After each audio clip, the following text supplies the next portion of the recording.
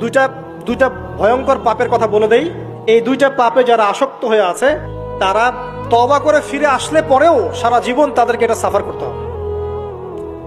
কথা বুঝতে পারছেন না? তওবা করে ফিরে এসেছেন মনে করে, তারপরেও আপনাকে সারা জীবন এই পাপের ফলটা ভোগ করতে হবে। এক, মাদক দ্রব্য দীর্ঘদিন সেবন করেছেন, তওবা করেছেন, ফিরে এসেছেন, আল্লাহ হয়তো মাফ করে দিয়েছেন, আল্লাহ পাক মাফ করে দিয়েছেন, বাট আপনি আপনার দেহের যে ক্ষতিটা করে ফেলেছেন এটা পোষাতে পারবেন না। এক নাম্বার। দুই, তখন আপনি যদি বিয়ে করেন আপনি স্ত্রীকে সন্তুষ্ট করতে পারবেন না। হ্যাঁ।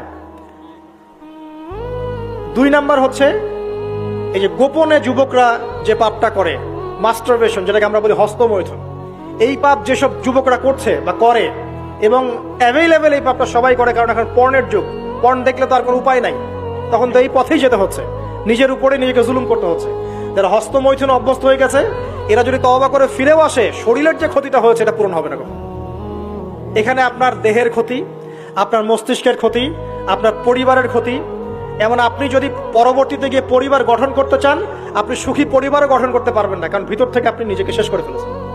গোপন পাপে লিপ্ত হবেন না, আপনি যৌবনকে ধরে রাখেন, ইনশাল্লাহ দেখবেন আপনি সারা জীবন এনজয় করতে পারবেন ইনশাল্লাহ। কিন্তু যদি এখন নিজেকে শেষ করে ফেলেন, এখন নিজেকে শেষ করে ফেললে আপনি বিয়ে করলে পরেও দেখবেন আপনি পস্তাচ্ছেন। ওই যে কলিকাতা হারবালে যেতে হবে, তখন মডার্ন হারবালে দৌড় দিতে হবে। আর সব হারবাল টারবাল খেয়ে লাভ হয় না।